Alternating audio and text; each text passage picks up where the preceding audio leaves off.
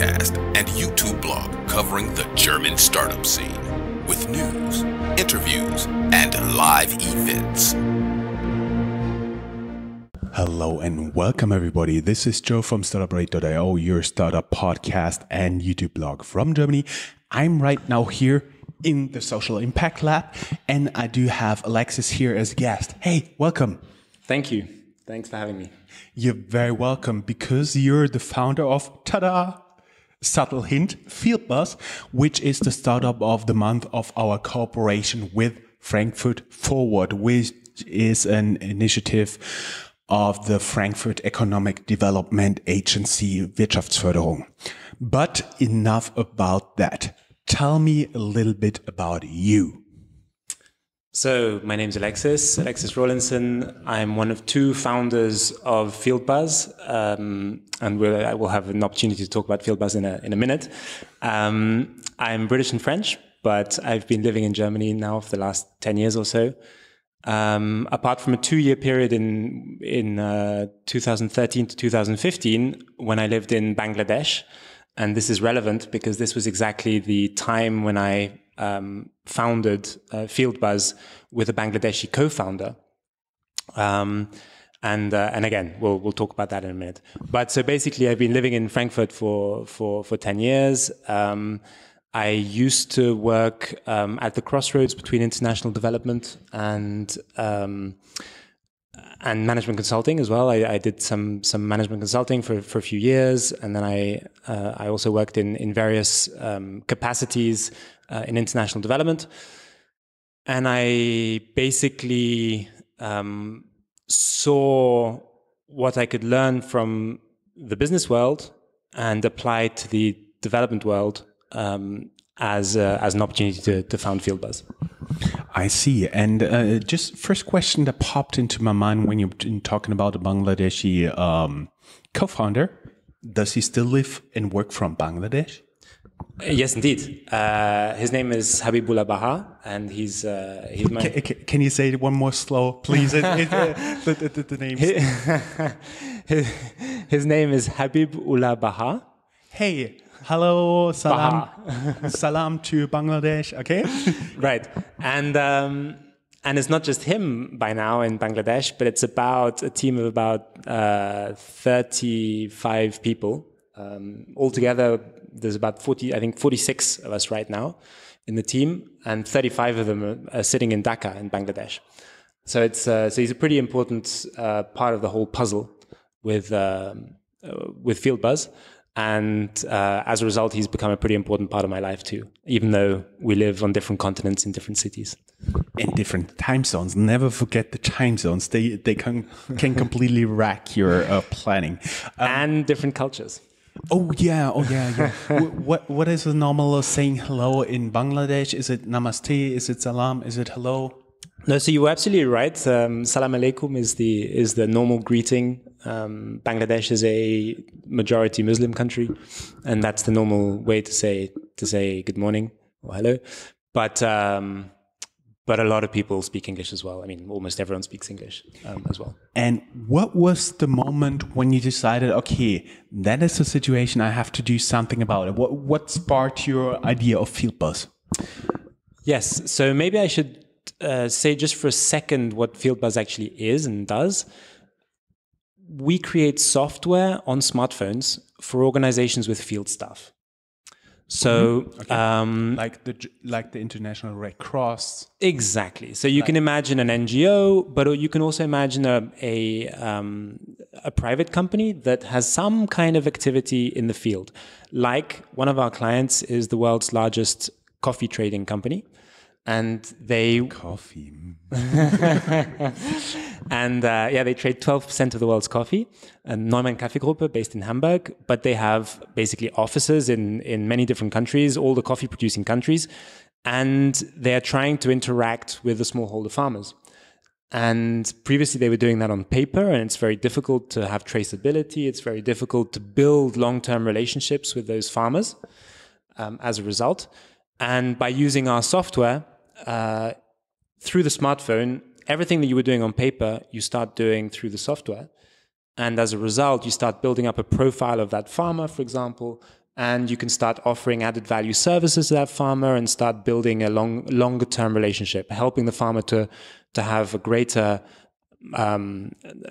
productivity, but also to become a more loyal trading partner, and it's a win-win relationship for the two of them. So we do this in agriculture. We do this in last mile distribution. So one of our clients is Unilever, another of our clients is Danone, the yogurt company. And again, what they're trying to do is to somehow sell their products in innovative, inclusive ways in village areas where their products were not available before. And it's very hard to do that. It's very hard to have a large field team, a large sales team, if you don't really know what's going on. And through our software, using all the tools that are available on a smartphone, like GPS, like scanning QR codes to check that you've been somewhere or to recognize a transaction counterpart. Many of the things that we take for granted in an office setting, you can now start doing in remote places. And so this is basically what FieldBuzz does. Is it produces this software for these organizations. But also, you mentioned the Red Cross. Red Cross is not actually one of our clients, but we have Welthungerhilfe, we have UNDP, we have a US NGO called PSI, which is a large American NGO. We have BRAC, the world's largest microfinance organization. So we have a bunch of pretty large clients also in the NGO sector. And you asked, the original point of your question was... Don't worry, I love when my guests are telling their story. Freestyling. So go ahead. Yeah, I'm just freestyling. So the original point of your question, which I do want to come back to, was that what was the starting point or where did this come about? But I didn't feel I could adequately answer that question without first explaining what is it that we do. And essentially, it's by myself having worked in international development and seen the challenges around transparency and around efficiency and effectiveness, trying to get things done in what we call the last mile. So this is basically at people's doorsteps. So if you can basically split the world. I'm going to vastly oversimplify here, but you can basically simplify the world into two types of populations. You have the urban middle classes, and you have the rural and urban poor.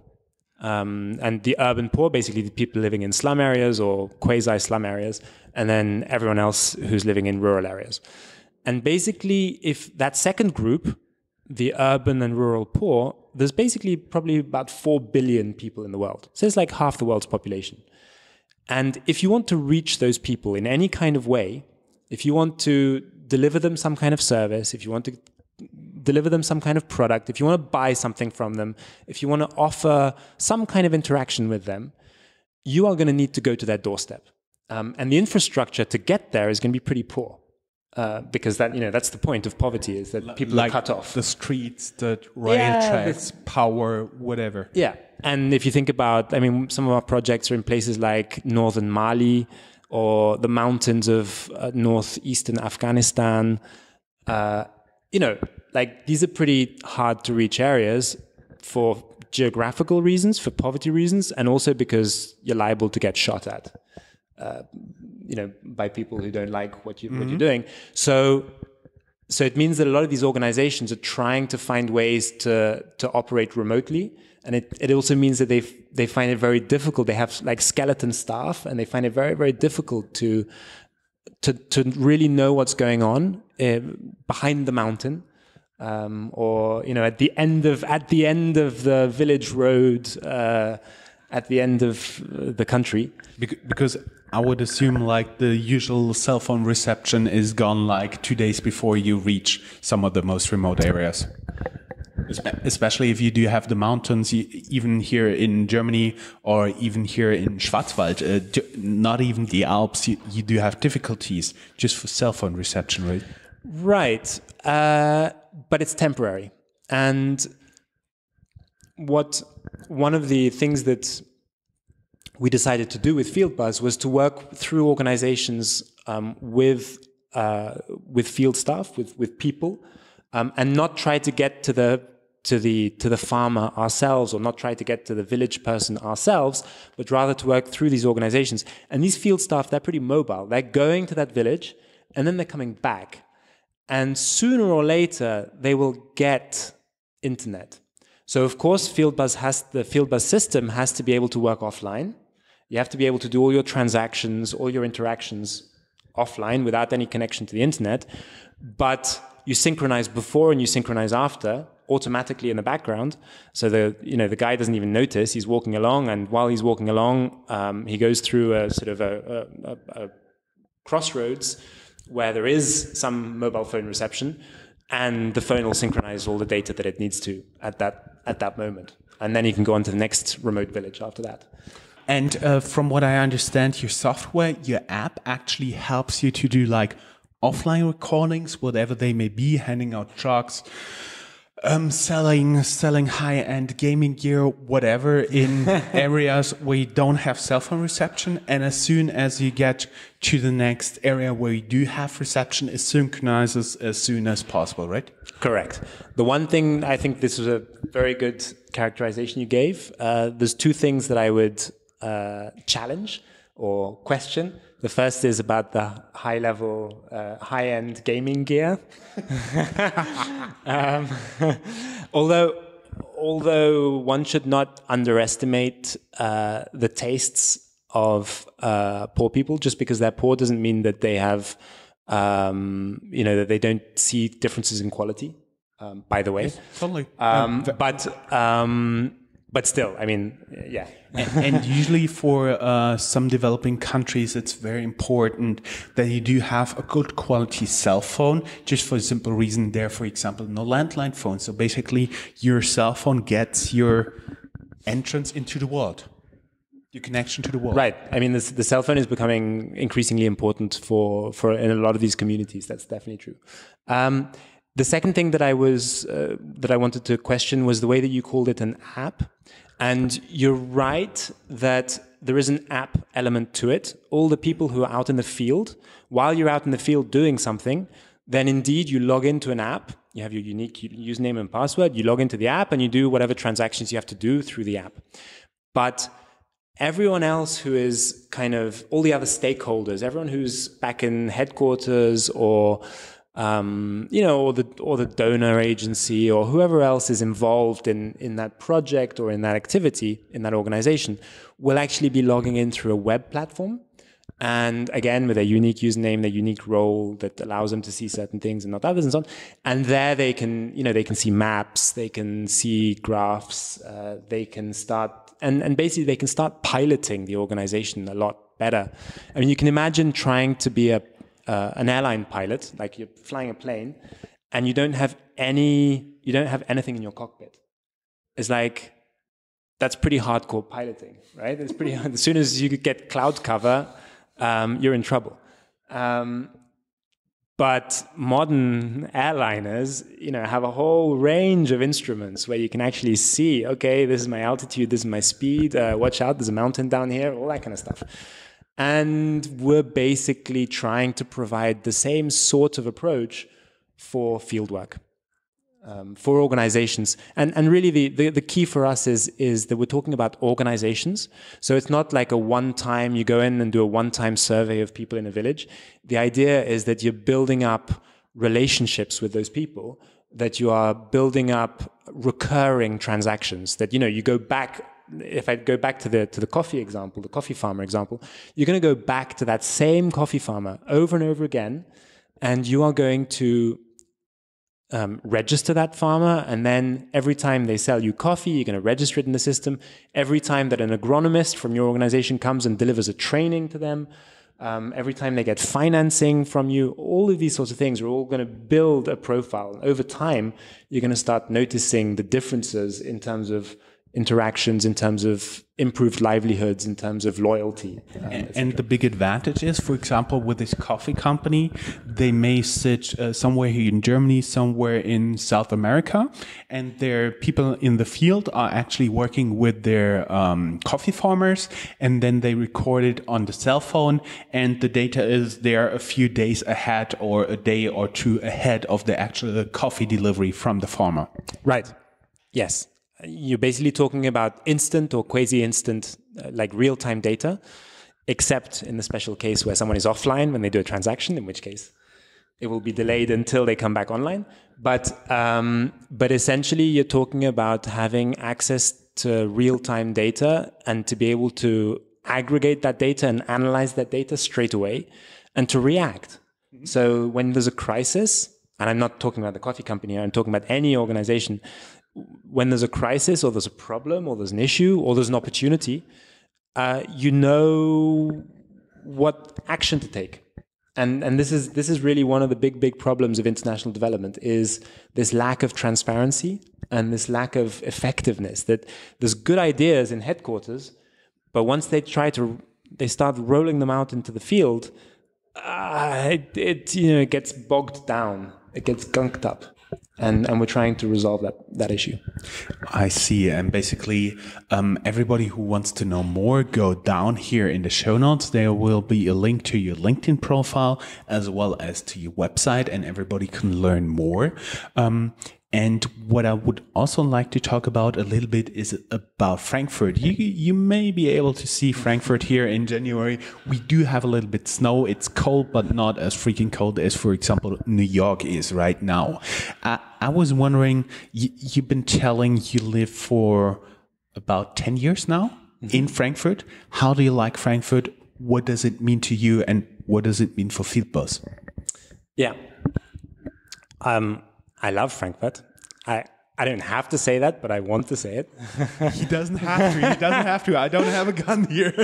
Because we just won Startup of the Month for Frankfurt, right? So, but I don't have to say it, but I want to say it. I don't know why Frankfurt, at least in Germany. I mean, I think internationally it's not the same, but in Germany, for some reason, Frankfurt doesn't have a good reputation. People say, "Oh, it's boring," and so on. I don't think that's true. And also in terms of why does it make sense for Fieldbus?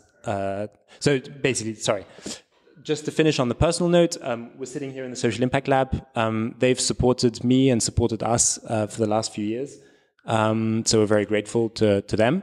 And this is in the heart of Bockenheim, which is a lovely part of Frankfurt. If you're ever in town, come and visit Bockenheim and the Leipziger Straße. You'll have down here in the show notes a link to the Social Impact Lab as well, so you can find it. Actually, what came to my mind is what I'm always saying about Frankfurt, because most people say, "Oh, Frankfurt is ugly, Frankfurt is whatever." It used to be ugly, they did a lot, but actually what's my personal experience is Frankfurt has as many beautiful places as any other city here in Germany, but unfortunately Frankfurt is very good at hiding them.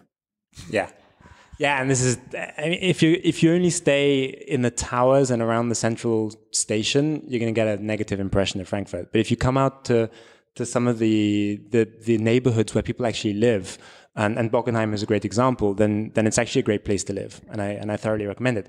But more importantly, Frankfurt is a great location for our startup. I mean, as I said, our startup is not only in Frankfurt. We also have our Dakar office, which is equally important. I mean, it's really important for us. And this is something, I guess, a little bit particular about our startup, is that we really have two founders, equal weighting. I'm more on the client and project management side, and Bahar and my co-founder is more on the engineering product side. And we really have our team in two locations, and we really think as one organization across multiple locations. We also have a few people in a few other cities, but where some of our projects are found.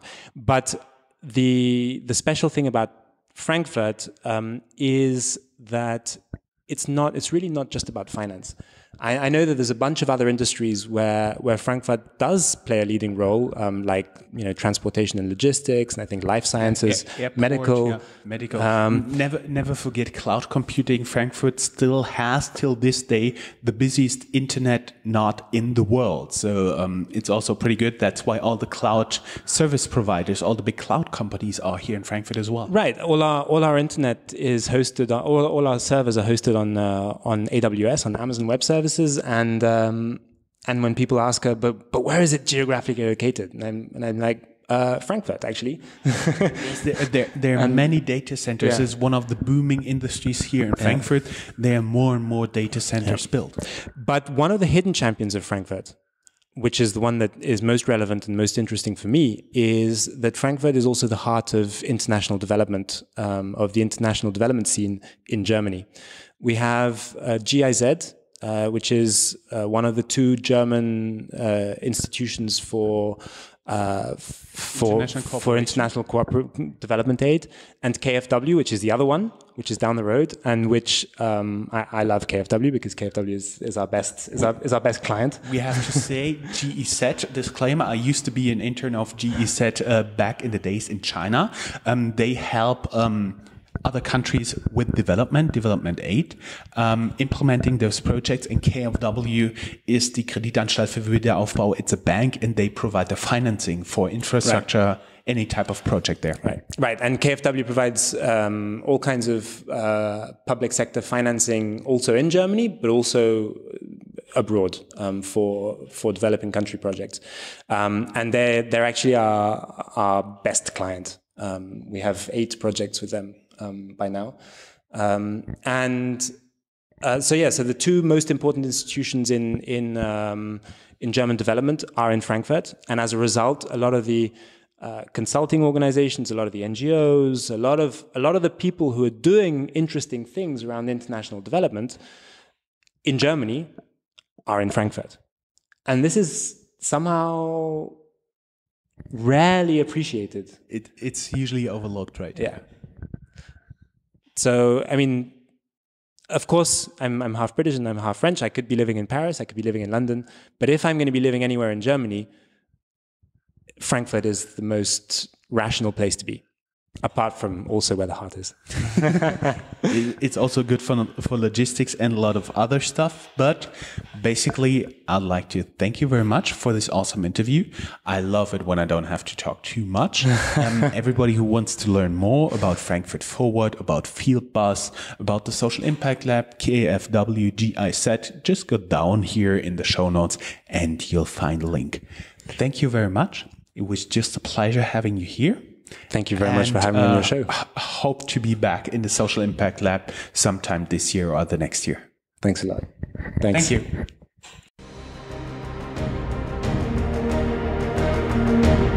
That's all, folks. Find more news, streams, events, and interviews at www.startuprad.io. Remember, sharing is caring.